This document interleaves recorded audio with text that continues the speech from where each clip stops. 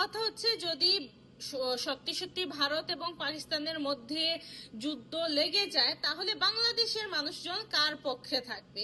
বাংলাদেশের বর্তমান দখলদার সরকারের যে সমর্থকরা আছে তাদেরকে আমরা যতদূর দেখতে পাচ্ছি যে তারা সবাই মোটামুটি পাকিস্তানের পক্ষেই থাকবে, কারণ তারা তাদের সোশ্যাল মিডিয়ায় তারা পোস্ট করতেছে পাকিস্তান জিন্দাবাদ, তারা পোস্ট করছে দেশের সার্বভৌমত্ব রক্ষা করুন, সবাই ঐক্যবদ্ধ হন দেশ। দ্যাট মিনস এটা বোঝাই যাচ্ছে যে তারা আসলে দেশ বলতে তাদের যে পাকিস্তান, সেই পাকিস্তানকেই বুঝাচ্ছে, কারণ এখানে কোনোভাবেই বাংলাদেশকে বোঝানোর কোনো ওয়েই নাই, কারণ বাংলাদেশের সাথে কোনো ধরনের কোনো সম্পৃক্ততাই নেই এই হামলাগুলার।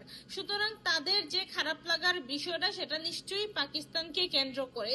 এবং বাংলাদেশের সাধারণ মানুষরাও পোস্ট করছেন যে তারা কে কার পক্ষে থাকবেন। ব্যক্তিগতভাবে আমি যদি বলি, আমি অবশ্যই অবশ্যই ভারতের পক্ষে থাকবো, কারণ ভারত আমার দেখতে হবে যে আমি কেন ভারতের পক্ষে থাকবো। কারণ ভারত আমাদের মুক্তিযুদ্ধের সময় সহায়তা করেছে, আমাদেরকে স্বাধীনতার স্বাদ দিতে ভারত আমাদের সহায়তা করেছে, যে ক্ষেত্রে আমি দেখবো যে পাকিস্তানি সন্ত্রাসীরা, পাকিস্তানি জঙ্গিরা 1971 সালে আমাদের মা বোনদের ধর্ষণ করেছে, লুঙ্গি চেক করে করে হিন্দু দেখে দেখে তারা আমাদের দেশের সাধারণ মানুষদের হত্যা করেছে, এবং আমাদের নিরস্ত্র নিরীহ প্রায় 30 লাখ মানুষকে এই পাকিস্তানি সন্ত্রাসীরা হত্যা করেছে 1971 সালে। সুতরাং পাকিস্তানের পক্ষে থাকার কোনো প্রশ্নই উঠে না এবং অসম্ভব, নেভার এভার।